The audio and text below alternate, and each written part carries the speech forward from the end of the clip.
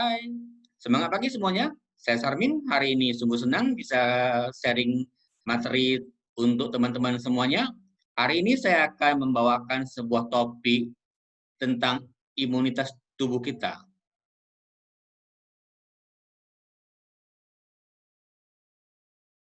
Be more active and powerful in new normal. Menjadi lebih aktif dan lebih kuat atau lebih bersemangat di era new normal ini. Kita berbicara tentang aktif dan powerful. Jadi berbicara tentang imunitas pada tubuh kita dan bagaimana sih kondisi tubuh kita sehingga bisa merusak tubuh, merusak imun kita. Ya, menurut Pusat Pengendalian Penyakit di Obuasa mengatakan ketika sistem imun seseorang melemah, maka tubuh akan mudah terinfeksi, bahkan merusak organ tubuh lebih serius saat orang tersebut terserang virus ataupun penyakit. Nah, gangguan imunitas itu ada beberapa macam, misalnya dari infeksi, bisa menyebabkan gangguan imunitas pada tubuh kita. Kemudian diabetes, gangguan kulit, radang sendi, asma, dan COVID-19 semuanya itu akan mengganggu imunitas tubuh kita. Nah, sekarang kita perhatikan sistem imunitas pada tubuh kita. Sebenarnya sistem imunitas itu ada 3 macam, dari luar, dari bawaan, ataupun dari adaptasi. Bagian tubuh yang berperan penting untuk sistem imun adalah sel darah putih, antibodi, sistem limfatik, kelenjar timus, sumsum tulang belakang. Nah, kita bahas satu persatu. Imunitas dari luar, ya, merupakan perlindungan pertama untuk mencegah mikroorganisme masuk ke dalam tubuh. Contoh organ dan sel perlindungan pertama tubuh adalah di bagian kulit, kemudian di saliva atau air liur, kemudian lambung, ataupun jaringan mukosa. Kemudian imunitas bawaan ada enzim-enzim dalam tubuh itu yang membentuk sebuah komponen untuk antibakterial. Kemudian ada imunitas secara adaptasi, ya, dia bekerja sama dengan sel dan kemudian kerja dengan mikroorganisme yang masuk ke dalam tubuh, kemudian membentuk sebuah imun atau antibodi. Cara kerja imun pada tubuh kita adalah antioksidan akan melindungi tubuh dari radikal bebas dan menjaga kesehatan sel imun. Sedangkan sel imun akan menghancurkan virus atau bakteri dan sel-sel asing yang akan merusak sel tubuh kita. Dari sini sisa saya gambarkan, virus, bakteri, atau radikal bebas masuk ke dalam tubuh kita dan merusak jaringan tubuh kita. Jika kita mempunyai antioksidan yang cukup, maka antioksidan ini akan menjaga sistem imun kita, sehingga kita akan tetap sehat dan tetap fit. Jadi antioksidan sangat perlu bagi imun kita. Nah, sekarang kita bahas apa sih yang menyebabkan sistem imun tubuh kita menurun. Yang pertama adalah infeksi dan virus. Menurut Dr. David Topham, seorang profesor mikrobiologi dan pengetahuan tentang imun, suatu penyakit dapat berkembang menjadi mematikan hanya berawal dari sakit yang biasa saja. Jika kita sakit secara biasa-biasa, kalau kita nggak mengobatinya, maka akan menyebabkan imun kita menurun. Kemudian yang kedua adalah kondisi medis dan obat-obatan. Menurut Dr. Ingrid Meyer, seorang profesor tentang pengobatan, kondisi kesehatan seperti diabetes, malnutrisi, HIV, penggunaan obat kanker, bahkan kemoterapi dapat melemahkan sistem imun kita. Kemudian juga orang yang merokok, menurut Dr. Shira Doron, merokok dapat menyebabkan kemampuan saluran pernafasan dalam membersihkan patogen. Patogen itu adalah sejenis biologis ya, mikroorganisme yang dapat menyebabkan penyakit pada inangnya, itu adalah patogen. Kemudian yang menyebabkan sistem imun tubuh kita menurun adalah stres ataupun kurang tidur. Menurut David Topham, bagi semua orang, stres merupakan faktor terbesar menurunnya sistem imun dan juga memperlambat proses pemulihan. Jadi kita perlu istirahat yang cukup dan kita hindari namanya stres. Kemudian yang bisa menyebabkan imun tubuh menurun juga adalah obesitas dan sedentary lifestyle. Sedentary lifestyle adalah gaya hidup yang menetap atau tidak bergerak, sehingga menyebabkan obesitas dan tidak berolahraga beresiko penurunan fungsi jantung dan penurunan imun tubuh kita. Nah, bagaimana caranya untuk be more active and powerful? Maka langkah pertama adalah kita harus kontrol stres kita. Tips yang dapat dilakukan adalah lakukan meditasi dengan fokuskan pikiran dan nafas. Bercerita dan bersosialisasi dengan orang lain. Membuat list prioritas apa saja yang perlu dikerjakan. Jadi, sarankan kita harus bersosialisasi walaupun di new normal ini, ya, kontrolkan stres kita. Kemudian mulailah beraktivitas. Menurut WHO merekomendasikan agar tetap aktif dan bugar di new normal. Lakukan aktivitas dengan intensitas sedang sebanyak 150 menit dan atau aktivitas dengan intensitas berat selama 75 menit setiap minggunya. Kurangi sedentary life, ya, kurangi gaya hidup yang hanya menetap atau monoton. Jadi kita disarankan untuk berdiri atau bergerak setiap 30 menit. Lakukanlah olahraga secara online di rumah. Kemudian tidurlah berkualitas, ya, hindari tidur sebentar di siang hari. Kemudian biasakanlah memberikan suasana tidur yang lebih tenang dan boleh kita memutar musik yang tenang, ya, untuk membuat suasana tidur kita lebih nyenyak. Kemudian yang paling penting adalah menjaga pola makan kita seimbang dan bergizi. Mencukupkan protein, cukupkan serat, cukupkan vitamin dan antioksidan, terutama dari vitamin C dan vitamin E. Batasi gula, garam, dan lemak. Kemudian cukup konsumsi air minum secara yang berkualitas. Nah, kita tadi ada membahas cukupkan protein, karena protein itu adalah sumber energi untuk kerja sel sebagai sistem perlindungan, kerja enzim dan hormon. Kemudian juga protein bisa memproduksi imun tubuh dan meningkatkan respon imun terutama T-sel dan mempercepat penyembuhan luka. Kemudian serat juga sangat berfungsi untuk be more active and powerful. Asupan serat dari buah, sel, dan sel darah sebagai sumber energi. Bakteri baik dalam usus menyeimbangkan jumlah bakteri baik di usus, di mana bakteri baik ini berguna untuk meningkatkan perlindungan luar, mencegah patogen yang bersifat toksik. Vitamin E untuk be more active and powerful. Fungsi vitamin E adalah untuk mencegah oksidasi lemak dalam darah, meningkatkan sinyal kerja sistem imun untuk menyerang patogen, menjaga proliferasi limfosit. Dan yang terpenting adalah vitamin C untuk be more active and powerful. Karena vitamin C itu bisa membantu menjaga kolagen kita, karnitin, kemudian bisa mengurangi gejala aritmia. Aritmia adalah penyebab gangguan pada jantung, irama detak jantung.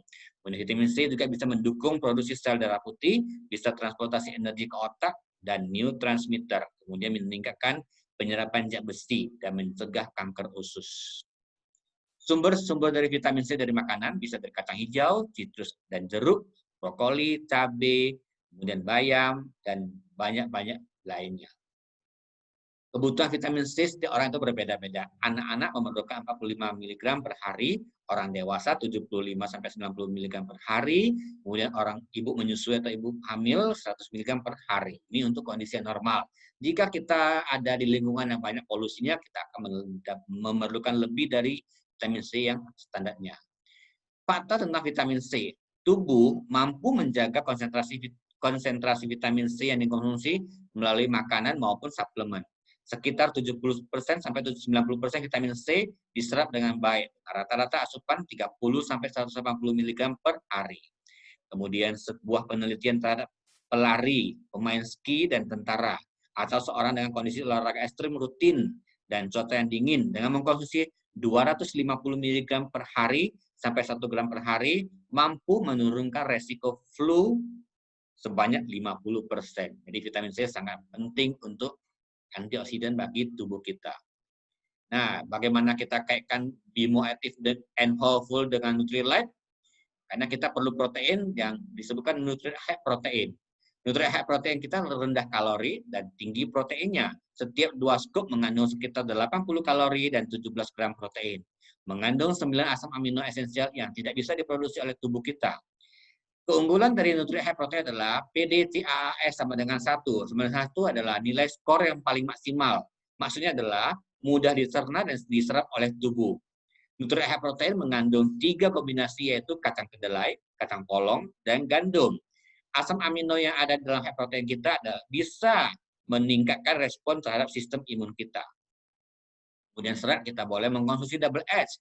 Karena dalam double H ini mempunyai 12 vitamin, 10 mineral, dan 22 konsentrat Kedua konsentrat itu adalah serat kita. Ya, di dalam 12 ini ada 5 spektrum warna yang sangat penting bagi tubuh kita.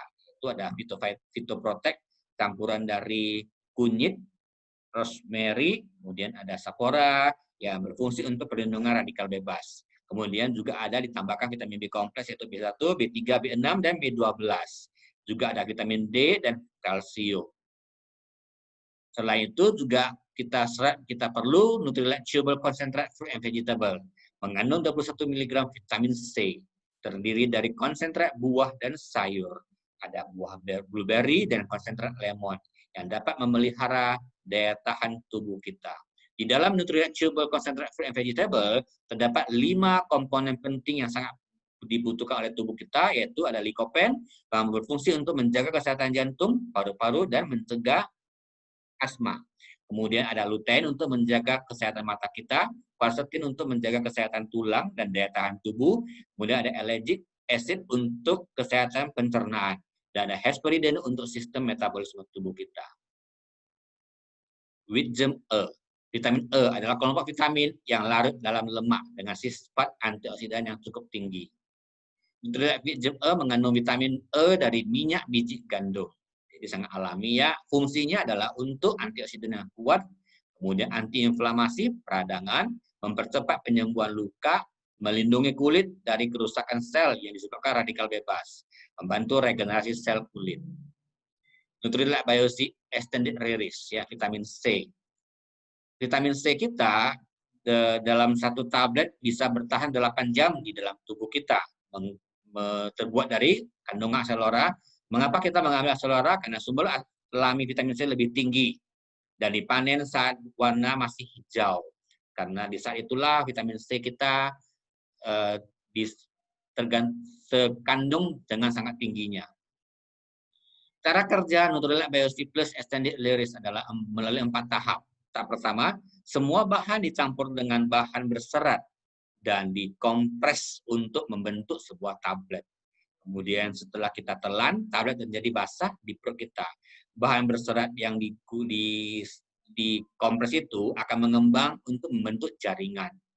Tablet yang basah secara bertahap melepaskan bahan-bahan utama dengan difusi terkontrol saat melewati usus. Dan terakhir adalah pelepasan nutrisi yang pelan dan stabil sampai larut sepenuhnya. Jadi sehingga satu tablet bisa bertahan 8 jam dalam tubuh kita. Selain itu, vitamin C juga ada disebut dengan Acelora C untuk ya anak-anak atau untuk penyakit MAC karena kandungannya lebih sedikit 100 mg saja vitamin C-nya, menjaga sistem imun dan sebagai antioksidan. Nutrilite Acelora C ini mengandung konsentrat acelora dan jeruk sehingga menghasilkan bioflavonoid yang kompleks. Kemudian kita bahas di balik label Nutrilite dengan 9 tahapan dari Nutrilite Biosi Plus. Ada 9 tahapan dari pembuatan Biosi kita. Tahap pertama adalah pemilihan tanaman. Acelora seri adalah bahan utama Nutrilite karena mengandung salah satu konsentrat vitamin C alami tertinggi. Jika dibandingkan dengan jeruk, Acelora seri mengandung vitamin C 50 kali lebih banyak. Kemudian seleksi bibit. Acelora seri tidak ditanam melalui bijinya, melainkan dipotong dari ranting tanamannya yang sehat untuk membantu menumbuhkan tanaman baru yang sama kualitasnya. Memilih ladang pertanian di tahap ketiga, terletak hanya 3 derajat ke selatan dari garis Khatulistiwa. Pertanian Nutrilite ada di Brazil. Memiliki suhu yang sangat ideal untuk menanam Acelora seri. Menanam di tahap keempatnya, Nutrilite memantau perkembangan setiap botani dengan sangat teliti. Sepanjang tahun, Nutrilite mengawasi setiap perkembangan Acelora seri, mulai dari kuncup, mekar, berbuah, hingga saat panen tiba. Ketika buah Acelora itu dipanen adalah saat buah Acelora seri ini masih berwarna hijau.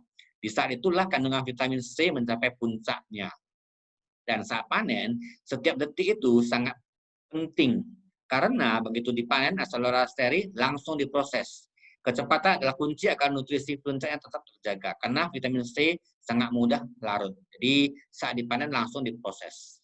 Ekstrasi. Ekstrasi Acelora seri menghasilkan 2 bentuk yaitu konsentrat cair dan bubuk. Ekstrasi dilakukan langsung di ladang untuk membantu menghindari terjadinya kontaminasi. Dan manufaktur ya pembuatan Bahan baku dipilih sangat berhati-hati untuk membantu mengendalikan kontaminan potensial seperti logam, berat, pestisida, bahan asing, iradiasi, dan mikroba. Dan pengemasan. Setiap detail produk yang didokumentasikan seperti barang yang diproduksi, tanggal produksi, kode batch, jumlah dan identitas bahan baku yang digunakan, peralatan yang digunakan, dan karyawan yang terlibat dalam setiap prosesnya. Semuanya dikemas secara mendetil dan sampailah ke tangan kita. Catatan produksi dan pengemasan setiap produk memudahkan Nutrilite untuk cepat merespon jika ada keluhan dari kita sebagai pelanggannya. Dan yang terakhir adalah presentasi saya sampai di sini. Semoga apa yang saya sharingkan bisa bermanfaat bagi teman-teman. Di saat new normal ini, kita semua bisa menjaga imun kita tetap sehat, tetap fit, sehingga kita bisa lebih aktif dan lebih bersemangat, lebih kuat. Sekian dan terima kasih. Sampai jumpa di lain kesempatan. Bye-bye.